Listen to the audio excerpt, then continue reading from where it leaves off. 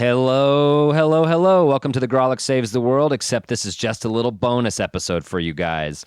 We are going to put out, you guessed it, another episode of Boi Crazy, the podcast within a podcast. It's just three 40-something dads earnestly appraising the hunkiness of teen heartthrobs of yesteryear. Right, Andrew? That's what it is. And there's nothing weird about it. Except this episode isn't exactly boy crazy. It's more of a man crazy, isn't it? It is. And this one I brought to the table. We're going to be breaking down and rating and reviewing the hunk worthiness of none other than all of the heartthrobs in Top Gun. Seminal. If you had a boyhood in the 80s, this is what manhood looked like to you. Yeah, and we're going to break pretty much down the blueprint for how your future interactions, which is why you've had a pretty rough life so far. Yeah, it's why it's kind of went south for all of us. But doesn't mean there weren't a bunch of hunks in that thing. And we're going to get to the bottom of who was the hunkiest. And so this is just a sneak preview. This is just a few licks of the lollipop. A few gulps of the milkshake, and I'll take them down. Yep. If you want to hear the whole thing, you can come over to our Patreon, check it out. It's patreon.com/Grawlix Saves, and you can hear the whole episode. But as our loyal listeners who aren't on Patreon, you can get this little appetizer for free, and maybe you'll come on over and eat the whole meal. Who knows? So enjoy this very special episode of Boi Crazy that is a man crazy in the form of the hunkiness of Top Gun.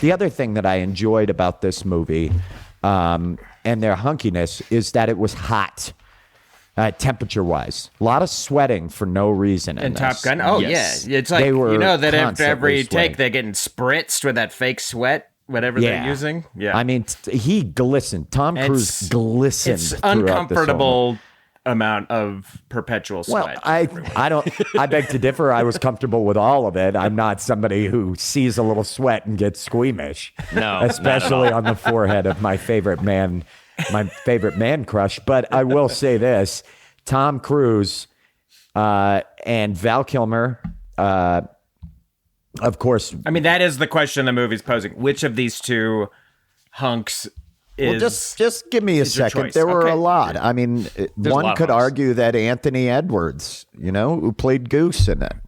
Or the other guy, the number 2 to Slider? Val Kilmer. Slider. I mean, there was a Rick shot Rossovich. during that What happened to volleyball. that guy? He was like, that at the time that movie wrapped, he was like, hell yeah, I just entered into the Hall of Hunks. Ticket to the top. That dude, never. I don't think I ever saw him in a movie again. I gotta say, and I might be kind of raked on Reddit for this, but when I was watching it, like, who's my favorite hunk? That guy kept coming back. And there's one shot when they're playing volleyball where they just go to him and he's just flexing. He's just like Iron Man flexing on the beach. I think he's in the best shape of all of them. Yes, definitely. I mean, he is definitely up there. He spent some time in the grease chair. He definitely. I mean, you could see the reflection of the cameraman. And I think a lot of the other hunks on the film were going for the sort of slender hunk that would become the norm. But that guy's like, I'm gonna beefcake this one. Anthony Edwards plays the volleyball. This is why I'm disqualifying him from the hunk off. He plays the volleyball scene in a shirt, in a t-shirt. Yeah. Come on. They don't even. I wonder if on it's set like a kid in the pool with the t-shirt. No, take it off. I bet they were on set and he had it off, and then compared to the other dudes, they're like, Oh God, yeah, and we just got a phone call from Bruckheimer. He heard about this. You can cut the sleeves off if that helps, but the shirt has to go back on. To me, there was something. Anthony had a JTT type quality, and we've talked about that. He was not typical. He was hunky because he was funny and he had a good personality. And come on, that scene where he's playing music, where he's playing Great Balls of Fire in the bar, and he's and his son's there, and he's like a good dad. Oh my God! And he's Meg clearly Ryan the most is likable character in enamored. the movie. We can agree. Well, and of course they do that because when he gets caught in that fucked up flat spin, okay, and can we talk about the way? Well, the jet wash. They went right in the jet wash, and everybody it started. knows you don't go through the jet wash, but that's Maverick playing fast and loose again. And Yeah, but that's what Iceman was supposed to get out of the way. Iceman wouldn't. I know. wouldn't- It was. That's why it was not Maverick's fault. And as you could see, the military tribunal cleared him, and he was able to fly again. Yeah. But I do understand when I look at Goose, I see it. I see what Meg Ryan liked about him. Are you seeing Goose through the rose-colored eyes of his passing? And are we making If him Goose was still alive, hunkier because he died? I don't want to be that guy, but if Goose was alive, would you be just showering this hunky praise on him, or are you glorifying him in death? Are you asking whether or not I would use him to keep my hunky cannon up? Yeah. Are you saying that? Would you if he hadn't died? And I know that's mean, but it is a question. I mean, if we're going it's academic. a fair question. I think so because I really am a personality guy, and I think that Goose came in. And the love you could see. Now, this is a guy who's tall and lanky, so we're not saying that he's a tall guy. You know what I mean? And Well, Meg he's standing Ryan, next to Tom Cruise for most of the movie, so it's an optical illusion that's happening. Tom Cruise is, and for those listening who don't know, Tom Cruise is 4'10". It's an open secret in Hollywood. He's so small. He wears those ortho platform shoes. Yeah, the tall guys. I was like, how do these guys even get in the planes? Like Slider and Goose, how are they fitting back there? Like, Their feet dangle out like the Flintstones. At the bottom. Yeah. But I think that Goose was just as hungry. But I think if we were, and we'll get to rating Val Kilmer, Rostovich, Tom Cruise, and Edwards. We'll get to that in a second. But I want to say, I think that Kelly McGillis, Kelly McGillis was the perfect person for Tom Cruise. I thought she played well.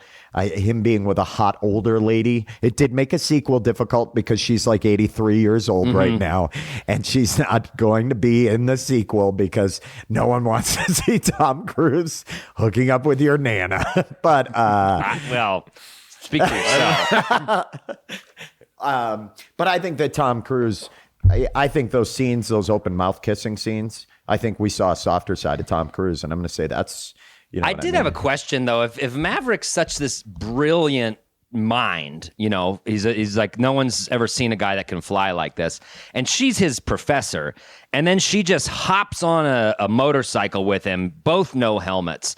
Are they not afraid of this mind splattering all over the sidewalk? Like, just take his flight helmet. He looks cool in it. Get a helmet on that guy. He's one of your top dogs. Yeah.